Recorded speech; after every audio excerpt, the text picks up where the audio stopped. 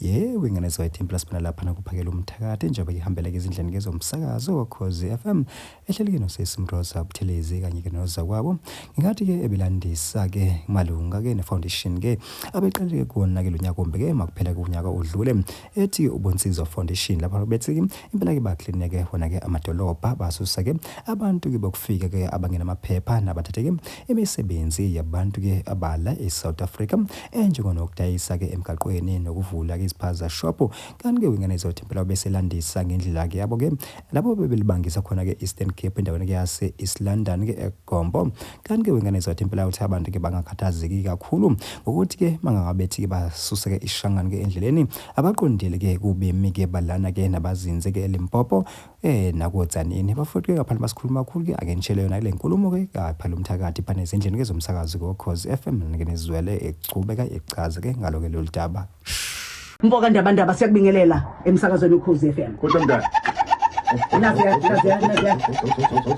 Sasha phela kuyigutshugutshu bopho umthwalo uhambe khathi de kude kwanongoma yakhe indaba okhonza imbuko eThekwini muhle wona khathi de ngoba uyancwadi imbuko alincwadi latshwa kuzisintombi zasophongolo zamqomo zamiyeka ngoba zazimbona iphuma kwandlala ezaseThekwini zabamba ngezandla zombili zathi hawu kanti kuliqinisa impela ukuthi amathanga ahlanzela amangana amabhodo zawushaya umshungu zawukhomba kwanongoma kwamandlakazi entabeni izulu kwakhanya endlini kaManximalo ngiyathokoza kakhulu mina benkosi ngiyakhuleka esilweni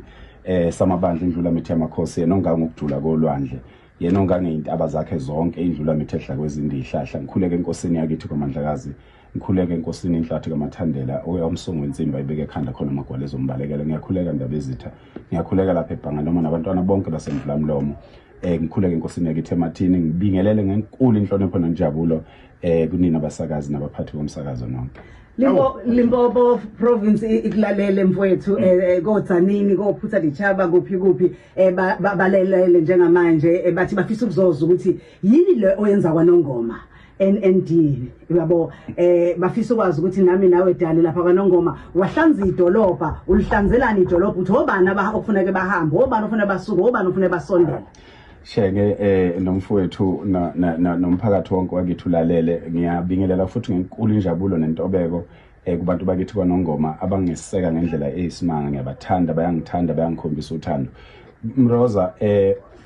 usifisa nokufundisa izingane nje ukuthi ingane ufuneka iyazi ukuthi lo 2 rand ufuna njalo manje esikoleni fanele ikhandele yona wona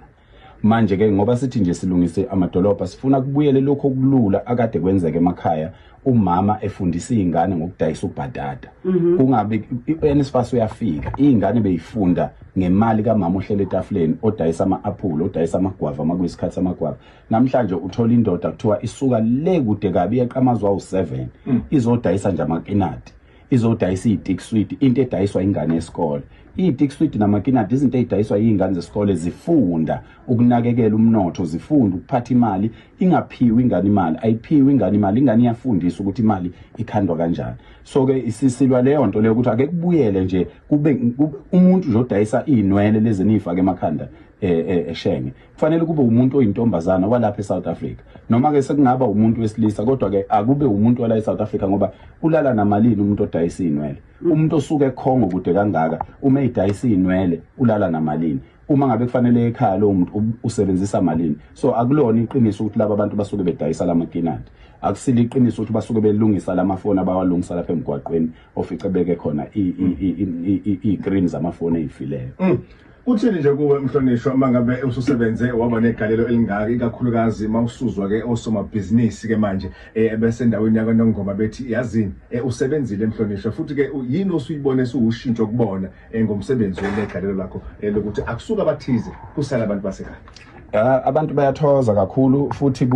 kusikhumbuza ukuthi singamadoda into engifisa abantu beyazi ukuthi singamadoda singamaphoyisa singamasosha singababheki balelizwe singabavikeli bomama nezingane zethu singabavikeli beingane ezingenabo baba singabavikeli bemvelo nayo yonke into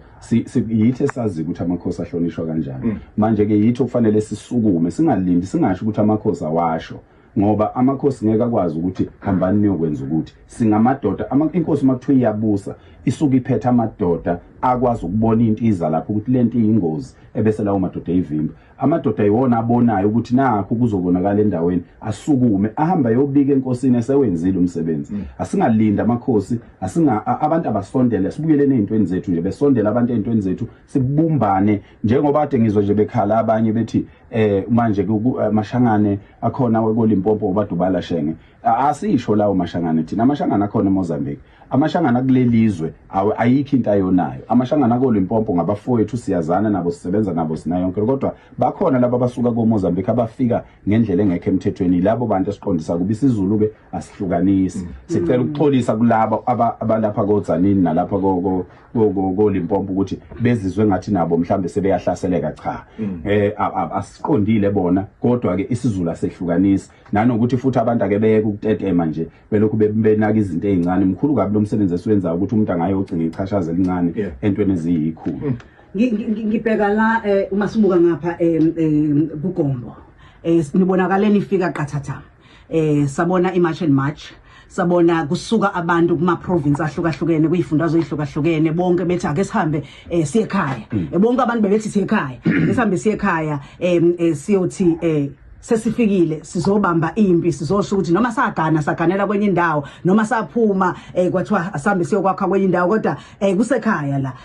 kungasho ukuthi kusekhaya ngoba ulimi liyafana kepha kusekhaya ngenkaba manje sinibone senikhona lapha yini into enificile kuGombo ngoba sibone kuma iSouth Africa mayelana nalolu daba.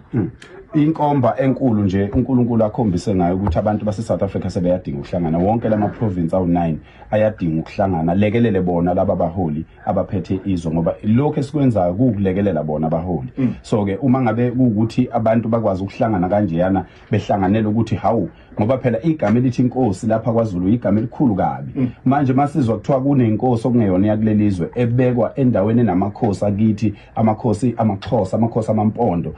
inkumkani zangaleyana noma singazi kahle ukwehlukahlukana kwabo kodwa sizwe thina nje igama elithi inkosi kubekwa inkosi phezulu kwamanye amakhosi. Sashawa uvalo ke singamadoda nathi ukuthi cha uyabona phela njengoba laba abantu base Nigeria beneyidleke eziningi kangaka lapha ezweni kusho ukuthi mabesuke eSlondon bazoza kwaZulu. Akungona sisuke la manje siyobakhombisa ukuthi lokho enikwenza emakhosini noma ngabe yempondo inkosi noma ngabe yomXhosa ayakithi leyo nkosi igama malithi inkosi nje ngiyakithi abafowethu nodadewethu base Eastern Cape basukuma basikhombisa ukuthi banalo uthando lokwelekelelwa bakhombisa ukuthi bayafuna kuhlanganwe akungaphindi kushintshe lokho kuhlangana okuhlangenwe akungaphindi kubandlululwane akubanjwane nje impela ke kusuka manje ke phambili ukuze nabaholi laba baganga ngabantu bengaqhubeki nokuganga ngathi. Mhlambe sesiphetha nje kulo lolu daba mhlambe kusukela manje ke kuzokwenzakalani ke kuyaphambili. Kusukela manje kuyaphambili siyaqhubeka nje istop esilandelayo igoli uma kusuka egoli kufanele kuye eMaritzburg uma ngabe kusuka ke lapho kuyoqhutsheka kuye phambili but solawulwa yibo omama uMangobese ezuma okuyibona baye behlele izinto ukuthi kuhambeka kanjani imithetho ilandelwa kanjani thina sifika nje mangabe sekufanele kusukunywe kuthathwe itshe lisuswe emgaqweni kuze kuzodlula imoto. Nithi so ukuthi nibone sengathi nina kushuthi kukhonjwa umbuso ngeJews ingozi enkulu kakhulu sibonile nje ukuthi kuze emakhosini inkosi yase Eastern Cape inkosi yakwaZulu inkosi uma kuhlaselwa inkosi amadoda engasukumi kusho ukuthi asisiwe amadoda. Bengithi uzokubuza indaba yetshe emhlonishwa ukuthi livele ladlula ihawula lase lidila nesikeleni kodwa kusenani. Inkunzi egwebayo ibonakala ngokuchayeka indlebe into engathi ishuli. Sizoqhubeka. Kungenibo. Siyathokoza kakhulu.